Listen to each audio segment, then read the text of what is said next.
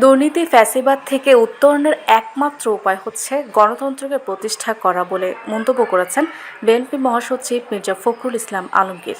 এছাড়া তিনি বিএনপিতে আওয়ামী লীগের লোকজনদের যোগদানের বিষয়ে বলেন, আমাদের নেতাকর্মীদের নির্দেশ দেয়া আছে যারা সন্ত্রাসী ও গণহত্যার সাথে জড়িত হয়েছিল তাদের কাউকেই বিএনপিতে নেওয়া হবে না।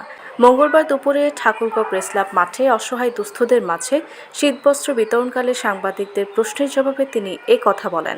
তিনি বলেন, জনগণের শাসনকে স্থাপন করতে হবে, জনগণের নির্বাচিত পার্লামেন্ট দিয়ে দেশ পরিচালনা করতে হবে। এছাড়া আর অন্য কোনো উপায় আছে বলে আমার জানা নেই। আমি জানি সকল প্রতিষ্ঠানগুলোতে যদি গণতন্ত্র প্রতিষ্ঠা করা যায় তাহলে এটাই হবে সবথেকে বড় রক্ষা কবচ।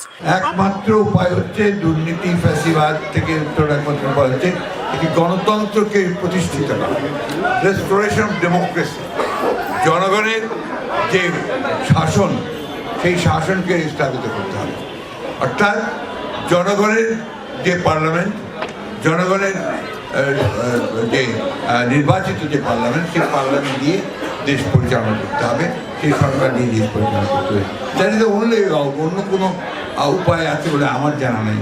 আমার বয়স হয়ে গেছে, আমি জানি যে একমাত্র একটা ইনস্টিটিউশন যদি তৈরি করা যায়, প্রতিষ্ঠানগুলো যদি নির্মাণ করা যায় গণতন্ত্রের, তাহলে সেটাই হবে সবচেয়ে বড় রক্ষা কবচ। আমার এটা জানা নাই।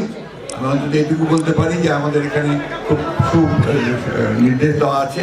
আমাদের চেয়ারম্যান সাহেব বলেছেন যে আমরা এই মুহূর্তে যারা সন্ত্রাসী, যারা গণহত্যার সঙ্গে জড়িত হয়েছিল, যারা হত্যা করেছে, দুর্নীতির সঙ্গে জড়িত, তাদের কাউকে বিএনপিতে নেওয়া হবে। এ সময় উপস্থিত ছিলেন জেলা বিএনপির অর্থ বিষয়ক সম্পাদক শরীফুল ইসলাম শরীফ, দপ্তর সম্পাদক মামুনুর রশিদ, ঠাকুরগাঁও প্রেসক্লাবের সভাপতি লুৎফুর রহমান মিঠু সহ বিএনপির অঙ্গ সংগঠনের বিভিন্ন নেতাকর্মীরা।